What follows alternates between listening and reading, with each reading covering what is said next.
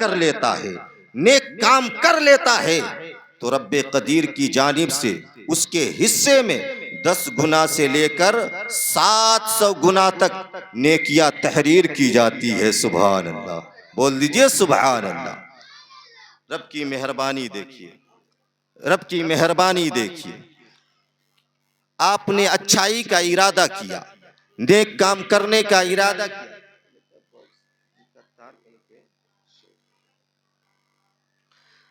اچھا کام کرنے کا ارادہ کیا، ابھی آپ نے وہ کام کیا نہیں، لیکن رب قدیر کی جانب سے آپ کے حصے میں ایک نیکی تحریر کر دی جاتی ہے۔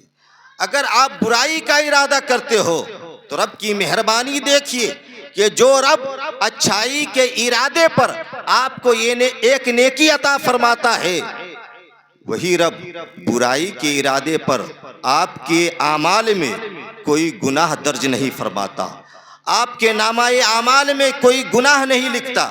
اب دیکھیں آقا فرماتے ہیں کہ اگر کوئی بندہ برا کام کر لیتا ہے، ارادہ کیا اس کے بعد برا کام کر لیا، تو رب قدیر کی مہربانی دیکھیے کہ اس کے حصے میں صرف اور صرف ایک ہی گناہ لکھا جاتا ہے، اس سے زیادہ نہیں لکھا جاتا۔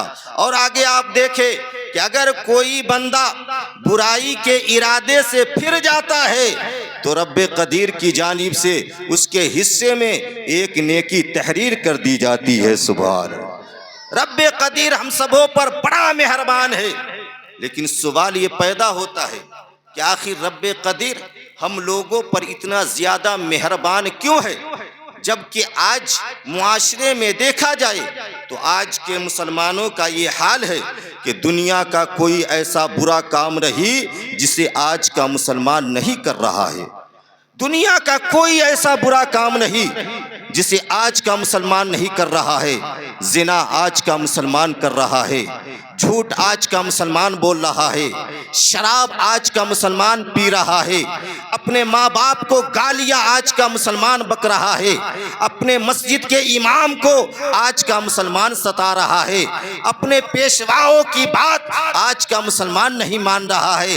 اس کے باوجود بھی رب قدیر ہم لوگوں پر عذاب کا نزول نہیں فرماتا ہے، جبکہ ہم سے پہلے کی امتیں اگر کوئی گناہ کیا کرتی تھی تو ان کی شکلیں مسخ کر دی جاتی تھی، آسمان سے بجلیاں گرا کرتی تھی، پتھروں کی بارشیں ہوا کرتی تھی، تیز آندھیاں چلا کرتی تھی، جس میں جانیں بھی ختم ہوا کرتی تھی، مال بھی ختم ہوا کرتا تھا، سامان بھی ختم ہوا کرتا تھا، یہاں تک کہ اس بستی کا نام و نشان ختم کر دیا جاتا تھا۔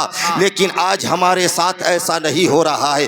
آخر کیوں؟ آخر ہم بچ رہے ہیں تو کس چیز کے صدقے میں بچ رہے ہیں؟ کیا ہم نمازوں کے صدقے میں بچ رہے ہیں؟ کیا ہم روزوں کے صدقے میں بچ رہے ہیں؟ کیا ہم زکوٰۃ و حج کے صدقے میں بچ رہے ہیں؟ کیا ہم صدقات و خیرات کے صدقے میں بچ رہے ہیں؟ تو آئیے عالم تصورات میں محو ہو کر رب قدیر کے قرآن مقدسہ کی بارگاہ میں چل کر عرض کرتے ہیں، اے قرآن مقدسہ، آج جو ہم بچ رہے ہیں یہ کس چیز کے صدقے میں بچ رہے ہیں؟ تو قرآن مقدسہ کا جواب ہوگا، ما کان اللہ لیعذبہم وانت فیہم، کہ سنو سنو، رب قدیر ان لوگوں پر اپنا عذاب نہیں بھیجے گا جن میں ان کا محبوب تشریف فرما ہو، جن میں ان کا حبیب تشریف فرما ہو۔ تو پتہ چلا، معلوم ہوا کہ ہم نمازوں کے صدقے میں نہیں بچ رہے ہیں، ہم روزوں کے صدقے میں نہیں بچ رہے ہیں، ہم زکوٰۃ و حج کے صدقے میں نہیں بچ رہے ہیں،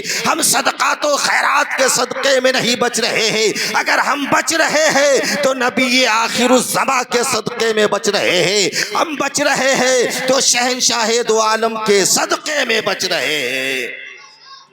جبھی تو شاعر کہتا ہے کہ بن کے خیر الورا آ گئے مصطفیٰ ہم گنہگاروں کی بہتری کے لیے۔ ارے ایک طرف ہے رحمتیں، ایک طرف ہے بخششیں، کیسے کیسے ہے انعام ہم امتی کے لیے۔ جزاک اللہ خیر۔ کیسے کیسے ہیں انعام ہم امتی کے لیے۔ اس لیے مسلمانوں، زندگی ختم ہونے سے پہلے پہلے، موت کے آنے سے پہلے پہلے توبہ کر کے رب کے مقبول بندوں میں شمار ہو جائیے. سبحان اللہ. کیونکہ ابن ماجہ اور مشکات کی روایت کہتی ہے قال رسول اللہ صلی اللہ تعالی علیہ وسلم التائب من الذنب کمن لا ذنب لہ. کونین کے داتا فرماتے ہیں، غریبوں کے ماوا و ملجا فرماتے ہیں، آمنہ کے لال عبداللہ کے لخت جگر فرماتے ہیں کہ گناہوں سے توبہ کرنے والا، گناہوں سے توبہ کرنے والا ایسا پاک و صاف ہو جایا کرتا ہے، ایسا صاف ستھرا ہو جایا کرتا ہے کہ گویا اس نے کوئی گناہ کیا ہی نہیں تھا. سبحان اللہ. کوئی گناہ کیا ہی نہیں تھا. اور توبہ استغفار پڑھنے میں کبھی شرم محسوس نہیں کرنا چاہیے، کیونکہ توبہ استغفار پڑھنا بھی یہ ہمارے نبی کی سنتوں میں سے ہے. سبحان اللہ. نبی معصوم ہوتے ہیں، اس کے باوجود بھی بخاری شریف کی روایت کہتی ہے کہ پیغمبر اسلام دن بھر میں 70 مرتبہ سے زائد استغفار کیا کرتے تھے. سبحان اللہ. نبی معصوم ہوتے ہیں، بے گناہ ہوتے ہیں، اس کے باوجود بھی آقا دن بھر میں 70 مرتبہ سے زائد استغفار کر رہے ہیں. مسلم شریف کی روایت کہتی ہے کہ پیغمبر اسلام دن بھر میں 100 مرتبہ توبہ استغفار کیا کرتے تھے. اب سوال یہ پیدا ہوتا ہے کہ جب نبی سے کوئی گناہ ہوتا ہی نہیں تھا، جب نبی سے کوئی غلطی ہوتی ہی نہیں تھی، جب نبی سے کوئی خطا ہوتی ہی نہیں تھی، تو پھر آقا استغفار پڑھتے کیوں تھے؟ توبہ کرتے کیوں تھے؟ گر گراتے کیوں تھے؟ روتے کیوں تھے؟ تو سنو مسلمانوں، اس کا جواب یہ ہے کہ پیغمبر اسلام کا استغفار کرنا گناہوں کی بنیاد پر نہیں تھا، بلکہ پیغمبر اسلام کا استغفار پڑھنا عاجزی و انکساری کی بنیاد پر تھا. سبحان اللہ. اور ذرا مچل کے بول دیجئے سبحان اللہ. اور اس میں ہم جیسے گنہگار لوگوں کے لیے ایک پیغام بھی تھا کہ وہ میرے چاہنے والوں، وہ میرے ماننے والوں، وہ میرے غلاموں، میں تو معصوم ہوں، اس کے باوجود بھی کثرت سے استغفار کر رہا ہوں. تم تو معصوم نہیں ہو، تم تو بے گناہ نہیں ہو، اس لیے تمہیں جب بھی موقع ملے کثرت کے ساتھ استغفار کرتے رہنا، گناہوں سے معافی طلب کرتے رہنا، کیونکہ جو استغفار کرتا ہے، جو توبہ کرتا ہے، اللہ تعالیٰ اس کی مغفرت بھی فرما دیتا ہے اور اس سے محبت بھی فرمانے لگتا ہے. اس سے محبت بھی فرمانے لگتا ہے. پڑھنا کیا ہے؟ استغفر اللہ ربی من کل ذنب واتوب الیہ. میں اللہ سے بخشش طلب کرتا ہوں، معافی طلب کرتا ہوں، جو میرا پروردگار ہے، جو میرا پالنہار ہے، جو میرا رب ہے، اور ہر گناہ سے ان کی بارگاہ میں توبہ کرتا ہوں. سبحان اللہ. توبہ کیجئے گا، توبہ کیجئے گا تو روزی میں برکت ہوگی. بول دیجئے سبحان اللہ. توبہ کیجئے گا تو دعا مقبول ہوگی. بول دیجئے سبحان اللہ. توبہ کیجئے گا تو دعا مقبول ہوگی. توبہ کیجئے گا تو اولاد نیک ہوگی. سبحان اللہ. نیک اولاد کی خواہش ہر سینے میں رہتی ہے، ہر دل میں یہ تمنا رہتی ہے کہ کاش میری اولاد نیک ہو جائے. آپ اچھا کام کیجئے، یقیناً آپ کی اولاد نیک بنتی ہوئی نظر آئے گی. سبحان اللہ. اور نیک اولاد کی دعا کرتے رہنا چاہیے. دیکھیے برسوں رب کے پیارے خلیل نے رب کی بارگاہ میں فریاد کیا، ربی ہب لی من الصالحین، اے رب مجھے نیک اولاد عطا فرما، اچھا بیٹا عطا فرما، اچھی اولاد عطا فرما. حضرت زکریا علیہ السلام نے بھی رب کی بارگاہ میں دعا کیا تھا، ربی حب لی من لدنک ذریۃ طیبہ انک سمیع الدعاء. اے رب اپنے پاس سے تو مجھے صاف ستھری اولاد عطا فرما، صاف ستھری اولاد عطا فرما، بے شک تو ہی دعا کا سننے والا ہے. سبحان اللہ. بے شک تو ہی دعا کا سننے والا ہے، تو ہی دعا کا قبول بھی فرمانے والا ہے. جب اولادیں مل جب اولادیں مل جائیں تو اس طرح دعا کیا کرے، ربنا ہب لنا من ازواجنا وذریاتنا قرۃ اعین وجعلنا للمتقین اماما۔ بول دیجئے سبحان اللہ۔ اے ہمارے رب، تو ہماری بیویوں سے اور ہمارے بیٹے بیٹیوں سے ہماری آنکھوں کو ٹھنڈک عطا فرما، سبحان اللہ، ہماری آنکھوں کو ٹھنڈک عطا فرما، وجعلنا للمتقین اماما، اور ہمیں تقوی والوں کا پیشوا بنا، سبحان اللہ، تقوی والوں کا امام بنا۔ مطلب یہ ہوا کہ اے رب قدیر، تو ہمیں ایسی بیویاں عطا فرما، ایسے بیٹے اور بیٹیاں عطا فرما جسے میں دیکھوں تو میری آنکھیں ٹھنڈی ہو جائے اور میرا دل باغ باغ ہو جائے، دل باغ باغ ہو جائے۔ تو اچھا کام کیجئے گا تب نا۔ ابھی بھی دیکھیے ماشاءاللہ کیا بریانی کا پاور ہے، یہ باکس کا پاور بھی اس کے سامنے فیل ہے۔ پیچھے ابھی بھی کچھ نوجوان حضرات اپنی دنیا میں مشغول ہے۔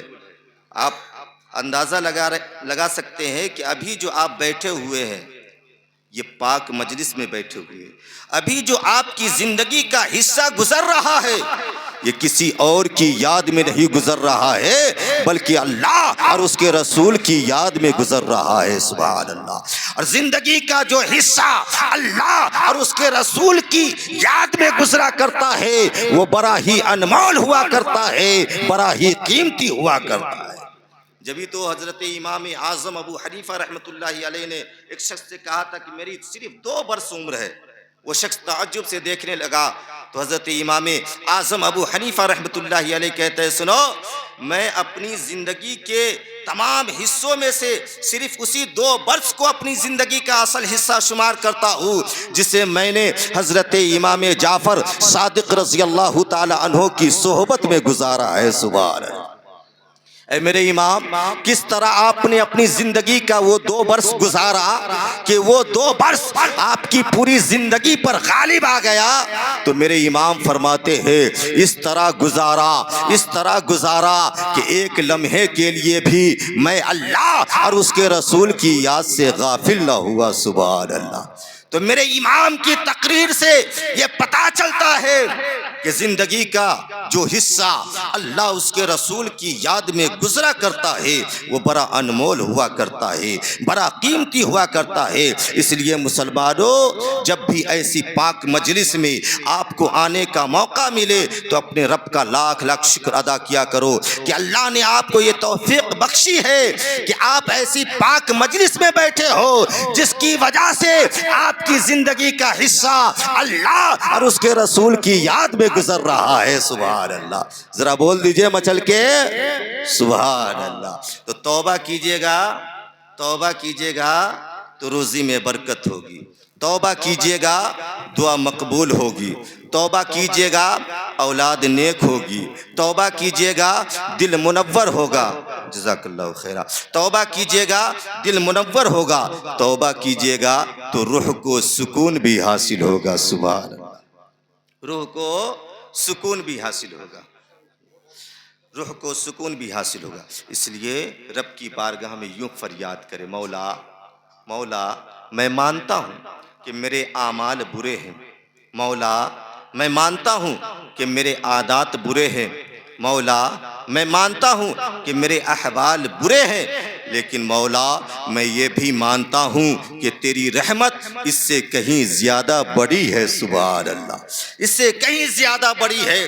اس لیے رب کی بارگاہ میں یوں دعا کیا کرے، یوں فریاد کیا کرے کہ مولا تو ہمارے برے اعمال کو نہ دیکھ، تو ہمارے برے احوال کو نہ دیکھ، تو ہمارے برے عادات کو نہ دیکھ، اگر دیکھنا ہی ہے تو اپنے کالی کملی والے محبوب کو دیکھ لے، ہم سب انہی کے چاہنے والے ہیں، ہم سب انہی کے ماننے والے ہیں، ہم سب انہی کے غلام ہیں۔ اس لیے اے مولا تو اپنے محبوب کے صدقے ہماری توبہ کو قبول فرما لے، ہمارے گناہوں کی مغفرت فرما دے۔ جب آپ اس طرح رب کی بارگاہ میں فریاد کریں گے تو یقیناً اللہ رب العزت اپنے محبوب کے صدقے آپ کی توبہ کو بھی قبول فرما لے گا، آپ کے گناہوں کو بھی مٹا دے گا اور آپ سے محبت بھی فرمانے لگے گا، کیونکہ رب کی رحمت بہت بڑی ہے۔ نعرہ تکبیر، نعرہ رسالت، جشن عید میلاد النبی، نعرہ تکبیر، نعرہ رسالت۔ رب کی رحمت بہت بڑی ہے، اسیا سے کبھی ہم نے کنارہ نہ کیا، لیکن تو نے دل آزردہ ہمارا نہ کیا۔ ارے ہم نے تو بہت کی جہنم کی تدبیر، مگر تیری رحمت نے اسے گوارا نہ کیا۔ بول دیجئے، تیری رحمت نے اسے گوارا نہ کیا۔ استغفار کی ایک فضیلت میں آپ کے گوشے گزار کر کے اپنی جگہ لیتا ہوں، چونکہ وقت بھی زیادہ ہو رہا ہے۔ ایک مرتبہ بول دیجئے مچل کے سبحان اللہ۔ دیکھیے، استغفار کی تو بہت ساری فضیلتیں ہیں، ان میں سے میں صرف ایک فضیلت آپ کے گوشے گزار کرتا ہوں۔ ایک مرتبہ حضرت امام حسن رضی اللہ تعالی عنہ کا دربار لگا ہوا تھا، آپ کے پاس جناب ربیع بن صبیح بھی بیٹھے ہوئے تھے۔ اتنے میں ایک شخص آتا ہے اور عرض کرتا ہے، اے ابن رسول، اے ابن رسول، امسال ہماری بستی میں بارش کی ایک بوند بھی نہیں گری ہے۔ میرے آنے کا مطلب و مقصد یہ ہے کہ آپ مجھے کوئی ایسا وظیفہ بتائے کہ جس کے پڑھنے سے بارش کا نزول ہو جائے۔ سبحان اللہ۔ تو حضرت امام حسن رضی اللہ تعالی عنہ فرماتے ہیں کہ جاؤ استغفار پڑھو، جاؤ استغفار پڑھو، اللہ تعالی بارش عطا فرمائے گا۔ سبحان اللہ۔ ابھی یہ شخص گیا ہی تھا کہ دوسرا شخص آ گیا اور وہ کہنے لگا، اے ابن رسول، مجھے غریبی اور مفلسی نے لاچار بنا دیا ہے۔ میرے آنے کا مطلب و مقصد یہ ہے کہ آپ مجھے کوئی ایسا وظیفہ بتائے جس کے پڑھنے سے غریبی دور ہو جائے، مفلسی دور بھاگ جائے اور رزق میں وسعت پیدا ہو جائے۔ سبحان اللہ۔ تو حضرت امام حسن رضی اللہ تعالیٰ عنہ فرماتے ہیں کہ جاؤ استغفار پڑھو، استغفار پڑھو، رزق میں وسعت پیدا ہو جائے گی۔ سبحان اللہ۔ ابھی یہ شخص گیا ہی تھا کہ اتنے میں تیسرا شخص آ گیا اور وہ رو رو کر فریاد کرنے لگا، اے ابن رسول، میری شادی کو کئی برس گزر چکے ہیں، ابھی تک کوئی اولاد پیدا نہیں ہوئی ہے۔ میرے آنے کا مطلب و مقصد یہ ہے کہ آپ مجھے کوئی ایسا وظیفہ بتائے، کوئی ایسا وظیفہ بتائے جس کے پڑھنے سے میں صاحب اولاد بن جاؤں۔ تو حضرت امام حسن رضی اللہ تعالیٰ عنہ اس سے بھی فرماتے ہیں، جاؤ استغفار پڑھو، اللہ تعالیٰ صاحب اولاد تجھے بنا دے گا۔ سبحان اللہ۔ ابھی یہ شخص گیا ہی تھا کہ چوتھا شخص آ گیا، وہ بھی رو رو کر فریاد کرنے لگا، اے ابن رسول، میری زمین اس قدر بنجر بن چکی ہے کہ نہ اس میں کھیتی اگتی ہے نہ باغ لگتا ہے۔ میرے آنے کا مطلب و مقصد یہ ہے کہ آپ مجھے کوئی ایسا وظیفہ بتائے جس کے پڑھنے سے میری زمین نرم ہو جائے اور اس میں باغ لگنے لگے۔ سبحان اللہ۔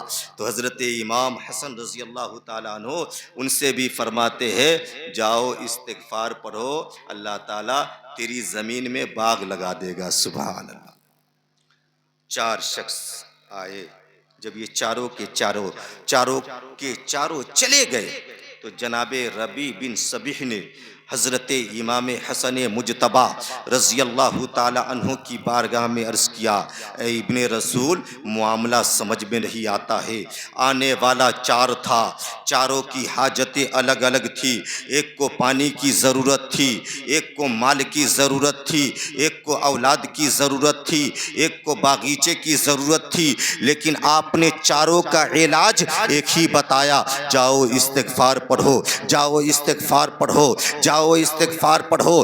آخر اس کی وجہ کیا ہے, آخر اس کا سبب کیا ہے؟ تو حضرت امام حسن رضی اللہ تعالی عنہ فرماتے ہیں اے ربی بن صبیح, حیران و پریشان ہونے کی ضرورت نہیں ہے. یہ کوئی میں نہیں کہتا, یہ تو رب کا قرآن کہتا ہے کہ استغفار پڑھو گے تو اللہ تعالیٰ بارش بھی عطا فرمائے گا, استغفار پڑھو گے تو اللہ تعالیٰ مال بھی عطا فرمائے گا, استغفار پڑھو گے تو اللہ تعالیٰ اولاد بھی عطا فرمائے گا, استغفار پڑھو گے تو اللہ تعالیٰ باغیچہ بھی لگا دے گا. پتہ چلا, معلوم ہوا کہ استغفار پڑھنے سے جہاں گناہوں کی مغفرت ہوتی ہے وہیں استغفار پڑھنے سے جائز مرادیں بھی پوری ہوتی ہے, جائز مرادیں بھی پوری ہوتی ہے. فَقُلْتُ اسْتَغْفِرُوا رَبَّكُمْ إِنَّهُ كَانَ غَفَّارًا يُرْسِلِ السَّمَاءَ عَلَيْكُمْ مِدْرَارًا وَيُمْدِدْكُمْ بِأَمْوَالٍ وَبَنِينَ وَيَجْعَلْ لَكُمْ جَنَّاتٍ وَيَجْعَلْ لَكُمْ أَنْهَارًا مَا لَكُمْ لَا تَرْجُونَ لِلَّهِ وَقَارًا, ما لکم لا ترجون للہ وقارا. حضرت نوح علیہ السلام نے اپنی قوم کے لوگوں سے کہا تھا, سنو, استغفار پڑھ کے تم رب کی بارگاہ میں بخشش طلب کرو. جب تم استغفار پڑھو گے تو یقیناً اللہ رب العزت تمہاری مغفرت فرما دے گا. اور صرف مغفرت ہی نہیں, اس کے بعد وَيُرْسِلِ السَّمَاءَ عَلَيْكُمْ مِدْرَارًا, تمہارے لیے موسلادھار بارش بھیجے گا. وَيُمْدِدْكُمْ بِأَمْوَالٍ وَبَنِينَ, اور تمہاری مدد مال کے ذریعے بھی فرمائے گا اور بیٹوں کے ذریعے بھی فرمائے گا. سبحان اللہ, مال کے ذریعے بھی فرمائے گا اور بیٹوں کے ذریعے بھی تمہاری مدد فرمائے گا. وَيَجْعَلْ لَكُمْ جَنَّاتٍ, تمہارے لیے باغیچے بھی لگا دے گا. وَيَجْعَلْ لَكُمْ أَنْهَارًا, تمہارے لیے نہریں بھی تیار فرما دے گا. مَا لَكُمْ لَا تَرْجُونَ لِلَّهِ وَقَارًا, تمہیں کیا ہو گیا ہے کہ تم رب کی ذات سے وقار حاصل کرنے کی امید نہیں کرتے, امید نہیں رکھتے. اے مسلمانوں, استغفار پڑھا کرو, عاجزی پیدا کرو, انکساری پیدا کرو. استغفار پڑھیں گے تو قرآن کہتا ہے ان اللہ یحب التوابین, کہ جو توبہ کرنے والا ہے اللہ تعالیٰ اس سے محبت فرمانے لگتا ہے. سبحان اللہ, جو توبہ کرتا ہے اللہ تعالیٰ اس سے محبت فرمانے لگتا ہے. اللہ رب العزت ہم سبوں کو اپنے اپنے گناہوں پر نادم و شرمندہ ہو کر سچی پکی توبہ کرنے کی توفیق عطا فرمائے اور راہ مستقیم پر چل کر زندگی بسر کرنے کی توفیق عطا فرمائے. پڑھ لیجیے استغفر اللہ ربی من کل ذنب و اتوب الیہ, لا الہ الا اللہ محمد رسول اللہ صلی اللہ تعالی علیہ وسلم. وآخر دعوانا الحمد للہ رب العالمین. السلام علیکم.